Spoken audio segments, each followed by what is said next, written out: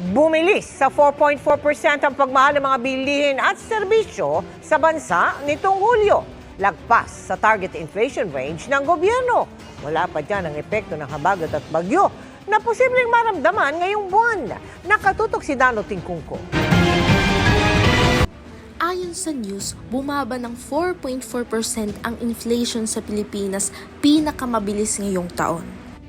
Sa mga di pa nakakaalam about inflation, ito po yung pagtaas ng presyo ng mga bilihin at serbisyo na nagiging sanhi ng pagbaba ng halaga ng pera mo. Sa madaling sabi, mas kaunti ang mabibili ng pera mo ngayon kumpara dati.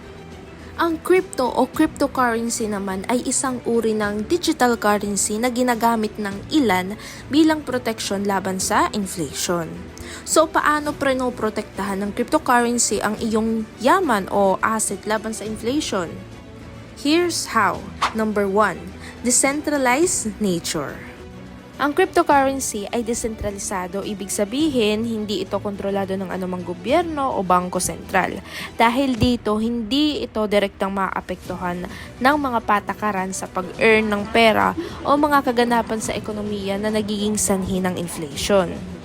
Kung ang local na pera mo ay bumababa ang halaga, maaaring hindi ito mangyayari sa cryptocurrency, lalo na sa mga sikat at matatag na uri tulad ng Bitcoin, First Choice Coin, Polygon Matic at iba pa. Number 2, potential na pagtaas ng halaga o pagtaas ng value.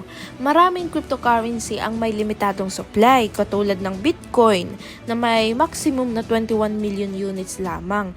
And ang First Choice Coin na may 1 billion supply. Dahil sa limitasyon na ito, habang tumataas ang demand, tumataas din ang halaga nito.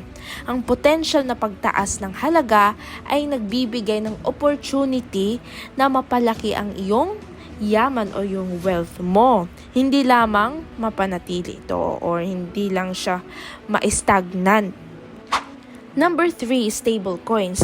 May mga cryptocurrencies na tinatawag na stable coins na dinisenyo para maging stable ang halaga at kadalasang naka-base price sa mga fiat currency tulad ng US dollar, just like sa USDT. Sa ganitong paraan, maaari mong gamitin ang stable coins para mapanatili ang halaga ng iyong pera. Meaning, pwede ka makapag-ipon dito o magpondo na hindi bumababa o nagfa-fluctuate ang pera mo. Nakalagay lang sa crypto wallet mo habang naghahanap ng iba pang investment opportunities. Number 4, diversification. Ang pag-invest sa cryptocurrency ay isang paraan ng diversification o paghahati ng iyong yaman sa iba't ibang klase ng asset. Sa panahon ng mataas na inflation, maaring bumaba ang halaga ng traditional investments tulad ng stocks at bonds.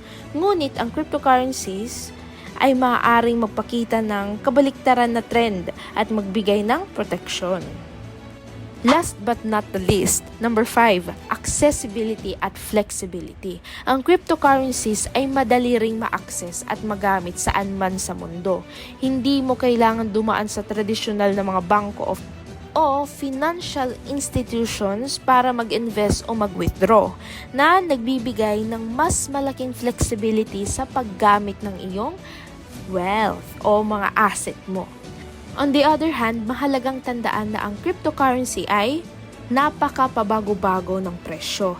Kaya naman, dapat kang maging maingat at mag-research ng mabuti bago mag-invest. Tulad ng anumang investments, may mga risk na kasama.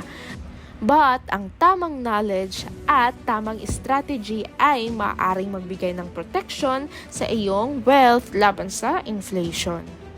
I hope may natutunan ka sa aking session for today. This is your Crypto Empress and I'll see you in my next video. Bye!